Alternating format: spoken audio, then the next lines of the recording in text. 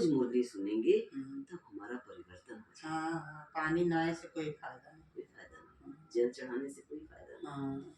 शिव के ऊपर चढ़ाते भी क्या है? बेलपत्ती, गन्ने की गांठ, धतूरा। तो इन सब चढ़ाने से कोई फायदा नहीं। उसका रहस्य है कि भगवान चाहता था कुछ और भक्तों ने किया कुछ और। जैसे गन्ने की गांठ चढ़ा दिए तो परमात्मा चाहता था कि हमारे बच्चे बहुत प्यार से रहें, लेकिन बच्चे क्या किए? बातों की गांठ पकड़ लिए। तो अगर गांठ को पकड़ेंगे, गांठ में तो कोई रस नहीं रहता है। गन्ने में रस है लेकिन गांठ में रस नहीं होता है। तो ऐसे अगर हम अपने किसी की बातों की गांठ को अपने अंदर रख लेंगे ना तो मेरा जीवन नीरस बन जाएगा, कोई रस नहीं रहेगा, मेरी खुशी ही गायब हो जाएगी। तो भगवान तो चाहता था कि मेरे बच्चे बहुत खुश रहें, बहुत प्रेम से रहें, लेकिन किसी ने कुछ कहा, किसी ने कुछ कहा तो हम उसको पकड़ लिए, उससे बोलचाल बंद कर दिए, तो प्रेम तो खत्म हो गया। तो भक्तों ने क्या किया? गांठ चढ़ा दिया। गांठ को चढ़ाना नहीं है बल्कि अपने जीवन से जो बातों की गांठ है उसको निकाल देना है, उसको चढ़ा देना, भगवान को सब सौंप देना है। भगवान भी कहता है बच्चे मैं बैठा हूँ, तुम चिंता मत करो, मैं बैठा हूँ। और फिर चढ़ाते हैं उनके ऊपर बेर। बाबा चाहते थे कि कोई आपस में बैर भाव ना हो, सब प्रेम से रहें, लेकिन उन्होंने एक बेर चढ़ा दिया बस। बेल पत्ती चढ़ाते हैं, बेल में बहुत कांटे होते हैं बेल के पेड़ में, और वही 3 पत्ती वाला बेल पत्ती चढ़ाते हैं। 3 पत्ती चढ़ाओ, वो काटा कोटा ना रहा। कटा कुटा न रहे। तो 3 पत्ती वाला बेल पत्ती चढ़ाने का भी रहस्य है कि परमात्मा जो है वो हमको इस कांटों की दुनिया से एकदम फूलों की दुनिया में ले जाना चाह रहा है। तो हम कैसे रहेंगे, कैसे चलेंगे? जब हम बहुत प्यार से रहेंगे, किसी से बैर भाव नहीं रखेंगे, है ना? क्योंकि भगवान ही ब्रह्मा विष्णु शंकर का रचयिता है और हमको भी वो बनाने के लिए आया है। तो जब हम अपने अंदर के कांटे को जब उस पे चढ़ा देते हैं तब हमारा जीवन सुखी बनता है। तो 3 पत्ती मानना ब्रह्मा विष्णु शंकर का जो रचयिता है या जो हमारे अंदर जो बुराइयां हैं उसको जब हम भगवान के ऊपर अर्पण कर देते हैं तब हमारा जीवन बहुत सुखमय बन जाता है। बेलपत्र तो हम बहुत चढ़ाए हैं और उसमें राम राम भी लिखते हैं। राम राम नहीं लिखा राम, ऐसे ही चढ़ा दी होंगी, ऐसे जैसे बताए नहीं, कल बताओ रहा कैसे परदोष रहा नहीं तो ऐसे भक्ति में ज्यादा जो भक्ति करते हैं वो चंदन से राम राम लिखते हैं। लिखा था लिखते हैं ना, उसका भी रहस्य है। ऐसे रामायण में लिखा हुआ है ना कि तुलसीदास चंदन घिसे तिलक दे रघुबीर। तो तुलसीदास कौन हुए? हम सभी बाबा के बच्चे जो चंदन घिस रहे हैं, बाबा हमको दे रहे हैं ज्ञान का चंदन, तो उसका हम मनन चिंतन कर रहे हैं। जब मनन चिंतन करके अपने जीवन में धारण कर लेंगे बाबा की बातों को, अपना जीवन ही ऐसा बना लेंगे, तब लास्ट में वो रघुवीर जो भगवान है हमको तिलक देंगे, विश्व की बादशाही देंगे। ठीक है? तो हमको करना था क्या, हमने किया क्या? उल्टा ही कर दिया। अब शंकर के लिए बताएंगे कि शंकर ने, बाबा ने कहा शंकर कोई है नहीं। अब बाबा कहते हैं तुम अपने लिए शंकर बन जाओ। शंकर माना विनाशकारी, शिव माना कल्याणकारी। तो मैं तो कल्याणकारी बाप आ गया हूँ, लेकिन तुम्हारे अंदर ही इतनी बुराइयां हैं, तो अपने लिए तुम शंकर बन जाओ, क्योंकि तुम्हारी आत्मा एकदम काली हो गई है, मैली हो गई है। इसलिए शंकर को उसके शरीर को काला दिखाते हैं ना, ऐसे नीला नीला शरीर, सबका पाप दुख ले लिया था। और क्या दिखाते हैं कि शंकर की जटाओं से गंगा निकली और शंकर की जटाओं में चंद्रमा। अब चंद्रमा तो ऊपर उपग्रह है, वहां से तोड़ के लाने वाली चीज तो है नहीं कि तोड़ के लाके उनके जटा में लगा दे, और गंगा ऐसे बह रही हो तो डूब जाएंगे पहले। लेकिन इसका रहस्य है कि जब भगवान का ज्ञान मिलता है तो हमारी बुद्धि से ज्ञान की धारा बहती है, गंगा की धारा बहती है, और हमारा जीवन चंद्रमा की तरह शीतल बन जाता है। तो वही बन जाता है चंद्रमा। हाँ, लेकिन ऐसे कोई शंकर की जटा से गंगा नहीं निकली, चंद्रमा नहीं आके उसमें फिट हो गया, लेकिन हमको अपना जीवन ऐसा बनाना है क्योंकि अपने लिए मुझे शंकर बनना है। अपने अंदर की बुराइयों को खत्म करके बुद्धि से ज्ञान की धारा निकालनी है और अपना जीवन चंद्रमा के समान शीतल बनाना है। फिर दिखाते हैं कि शंकर ने तीसरी आंख खोली तो दुनिया का विनाश हो गया। तो हमको परमात्मा आके दिव्य दृष्टि देते हैं, ज्ञान का तीसरा नेत्र देते हैं, तो उससे हम समझ जाते हैं कि क्या सही है क्या गलत है। अब समझ में आता है कि कल पहले मैंने ही किसी को दुख दिया है, उसी का फल मुझे मिल रहा है। अनायास ही कोई नहीं देता है, हम उसको भला बुरा कह देते हैं, लेकिन उसका भी दोष नहीं है। हमारे ही कर्मों का फल मुझे मिल रहा है, तो मुझसे बदला ले रहा है। तो ज्ञान का तीसरा नेत्र खुलता है। तो जब हमारा नेत्र खुलता है तो हमारे अंदर की बुराई का विनाश हो जाता है, न कि दुनिया का विनाश होना है। अब जो दुनिया का विनाश करते तो ऐसा देवता किस काम का, कि वो आए तांडव नृत्य किया तो दुनिया का विनाश हो गया। लेकिन रहस्य क्या है कि जब हम अपने ज्ञान का तीसरा नेत्र खोलते हैं तो हमारे अंदर की बुराइयों का विनाश हो जाता है। और गले में सर्प की माला और रुद्र माला दिखाते हैं। तो हमारे जीवन में जो काम विकार को कहा गया कि वो आदि मध्य अंत दुख देता है, सर्प के समान होता है, तो इस पर भी हम सब बच्चे, बाबा के बच्चे विजय प्राप्त कर लेते हैं। तो सर्प को अपने गले की माला बना देते हैं और ऐसे बच्चे भगवान के गले का हार बन जाते हैं। जो कोई लायक बच्चा होता है तो बाबा अपने गले में लटका के प्यार करता है ना। तो ऐसे बच्चों को बाबा इतना प्यार करते हैं तो रुद्र की माला गले में पहनेंगे, भगवान के गले की हार है। और शेर की खाल पर बैठा हुआ दिखाते हैं। अब शेर की खाल पर मतलब क्या हुआ कि उनका जीवन बहुत निर्भय हो जाएगा, इतना निर्भय हो जाएगा, उन्हें मौत का कोई भय नहीं रहेगा। तो ऐसे भी कोई ऋषि मुनि रहते हैं जिनको मौत का भय नहीं रहता है, ऐसे जंगलों में बैठ के तपस्या करते हैं। तो बाबा कहते हैं ऐसे तुम्हें जंगल में नहीं जाना है, ये दुनिया ही कांटों का जंगल हो गया है। अब तुम्हें यहीं रह के बहुत निर्भयता से तुम्हें तपस्या करनी है, बाबा की बातों को सुनना है, अपने जीवन में उतारना है। और दिखाए हैं एक त्रिशूल कमंडल।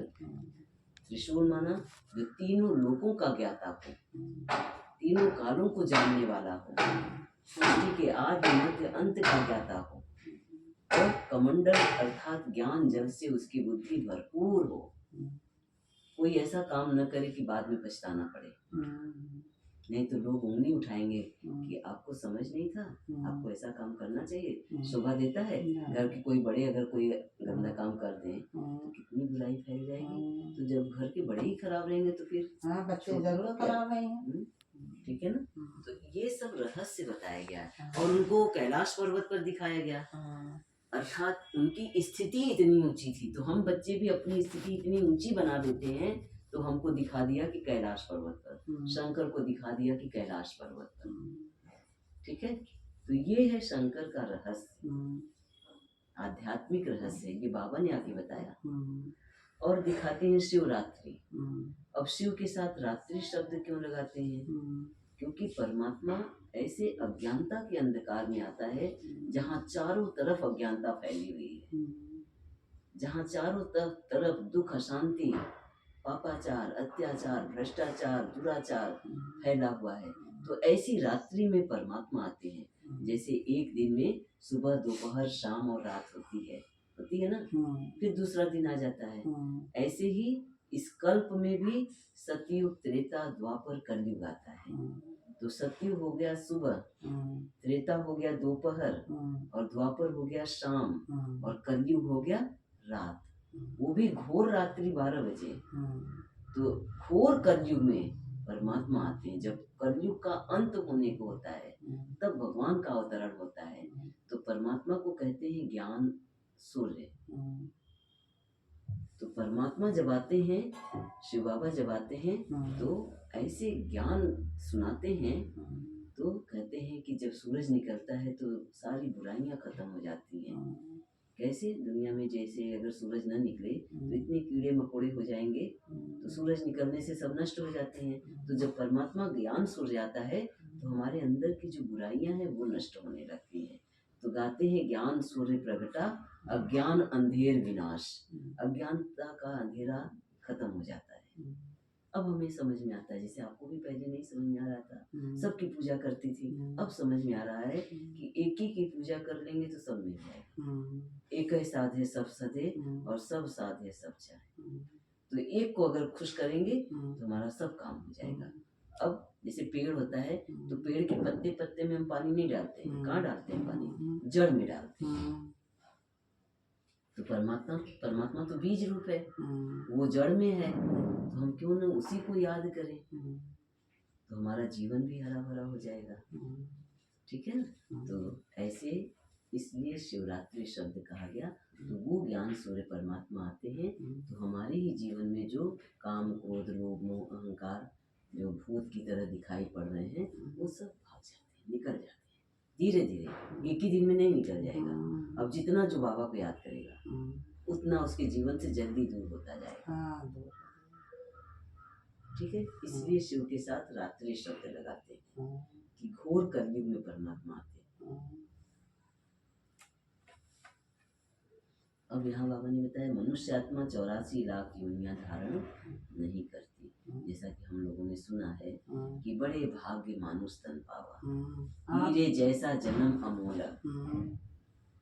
अब बड़े भाग्य, इतना 84 लाख योनियों को पार करने के बाद बड़े भाग्य से मनुष्य का तन मिलता है। तो सभी पार करते हैं, तो सबका तो बहुत अच्छा होना चाहिए ना। लेकिन यहाँ सुखी और दुखी क्यों है? सबको तो एक समान होना चाहिए, लेकिन कोई सुखी है, कोई दुखी है, कोई रोगी है, कोई निरोगी है, कोई अच्छा है, कोई बुरा है। तो क्यों है ऐसा? तो ये बात नहीं है कि सब 84 लाख योनियों को पार करते हैं। अब बाबा बता रहे हैं कि देखो 84 लाख योनि को पार करने की बात नहीं है। शास्त्रों में लिखा है लख 84। लख माने होता है देखना, कि अपने 84 जन्मों को देखो कि तुम क्या थे और क्या बन गए। तो उन्होंने लख को लाख कह दिया, एक मात्रा का केवल फर्क कर दिया।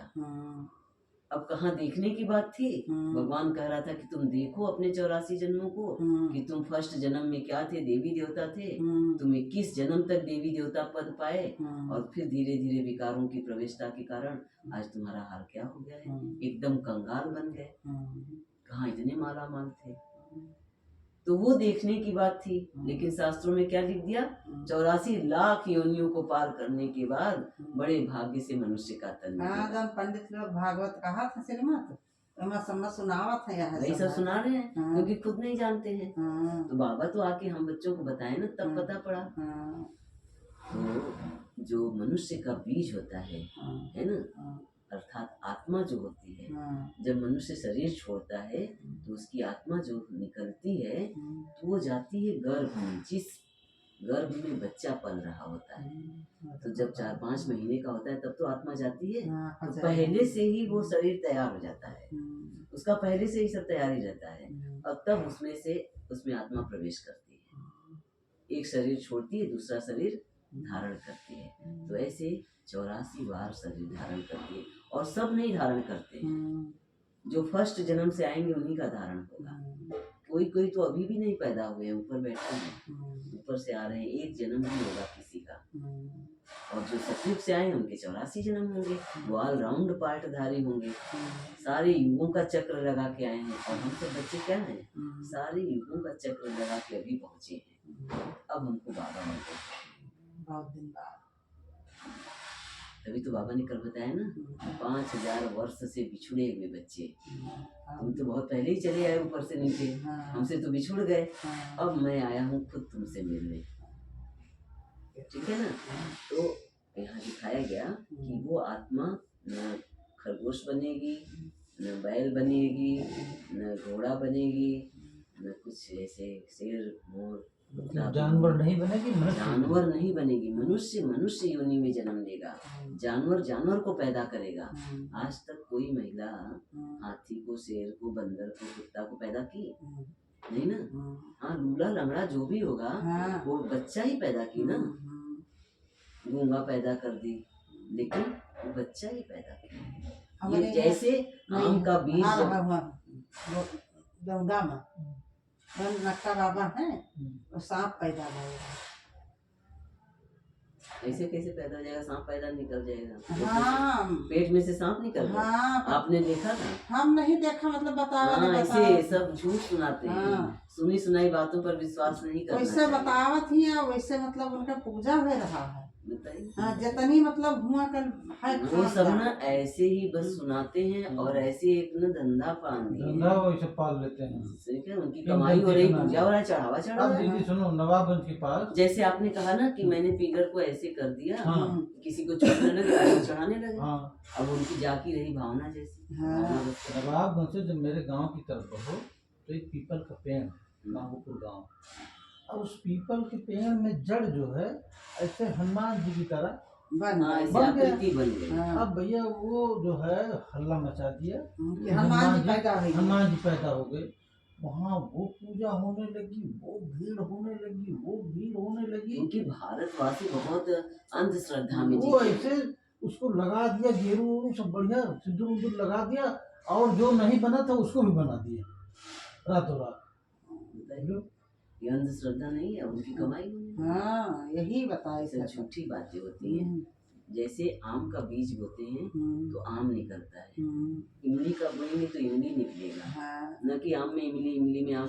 नहीं तो सारा सिस्टम ही गड़बड़ हो जाएगा। हाँ, और अब कोई सांप को पैदा करेगा हाँ। तो सांप पहले उसको ही काट लेगा अंदर। काट लेगा। हाँ लेकिन बताइन सब पैदा भय नकटा बाबा उनका नाम धरी। कहीं कि जब पैदा भय तो घर में राहत रहे, तो उनका महतारी चली गई मैके पने, और बच्चे रहे तो उनसे कहें कि इनका गोपी नाम धरी ना, तो कहीं गोपी कहीं है जौन है दूध दे दिन की हो पिए, तो वो दूध दे दियत रही, पियत रही, पी के और कटोरिया धरे रहत रही और पी के बस कोने में घुस जात रही, वही पारा रहत रही। और जब बुखार रहे तो फिर महतारी का बता रहत रही, ले जाए धयात रही, तो वह कहीं देखो उनका कटोरिया में दूध धइ के डेहरी लगे धया आयो, वो पी ले बाहर न निकाले पावे, तो अपन लड़के खेले कूदन पर गए नहीं दिहिन। बस वे भूखाने को भूख से व्याकुल भये, बस आए पर दुधारी में दूध पहले पकावा नहीं जात रहा, खोद कहीं है कंडा सुलगाए के, तो वही में पाकत रहा दूध। बस आए के वह दूध ऐसे जिस लपके जिस वही में गिर गए, फिर हड़िया में गिर गए, तब वह जौन मर गए। तब उनका सुने जाओ कहानी, बस उठा के ले ये गए। सब कहानी है। हाँ उठा के ले गए अच्छा, हुआ ऐसे- धरिन, उनका गाड़ देहिन खेते में। फिर एक जनी ग्वालिन गई घास छीले, बस उनका नकुना कटी गया। मरा हुआ सांप को न कटेगा। नहीं मतलब एकदम वो हो गए मनई का रूप प्रकट हो वही पैदा हो गए, अरे सब सिल्ली गलत बन है। गए, वही में यहाँ उनका रूप बन गया अब मनई उनको का। जाके समझाइएगा। हाँ, अरे अब हमका का समझाओ कि वो बस पूजा हो रहा है वहाँ। हम कहा जावे उनका समझावे, लेकिन बताई था। एक आध दो लोगों को बताते रहेगा, कोई उसमें से बाबा का बच्चा निकल आएगा। हाँ बताई तो है, नहीं तो सब वही में जूझे रहेंगे। तो जूझे रहा था उनके यहाँ जैसे बिटिया जवन ही जहाँ जहाँ भी यही हैं उनके बच्चे पैदा हुए पहले, तब उनका खराऊ लंगोट धोती सब ले जाए चढ़ावे, तो हम भी चढ़ाए हैं। अब मत चढ़ाइएगा, हम्म, अब जान लीजिए हाँ बाबा ने बताया ये सारा चित्र जो है ना हाँ। सब बाबा बनवाए। वही तो अंधविश्वास है, मैंने करे लागत है। अंधविश्वास में ही भारत खत्म हो रहा है। हाँ कितना अभी पूजे। एक बार आया गणेश जी दूध पी रहे हैं, अरे अरे बाप रे, दीदी। दूध ही पिलाना शुरू कर दिया। इनके पड़ोसी हैं, वो दुर्गा जी बोल रहे हैं, हमको आता है दुनिया आता है उनसे उपचार करवाने इनके हाँ। घर में। हमारे और परिवार उनका में देख लोगे तो उनके हाथ का पानी नहीं पी पाओगे, इतने मलिच्छ है वो। उनके आवत ही दुर्गा माँ। देवियाँ कितना स्वच्छता से रहती है, हाँ, सब ये भी सोचता है। हाँ, तो यही ठीक है, कल सुन, हाँ, कल बताएंगे हाँ। सृष्टि चक्र। बहुत ज्ञान मिला था देवता पितर कतना पूजत पूजत यही परेशान, लेकिन अब उनका सब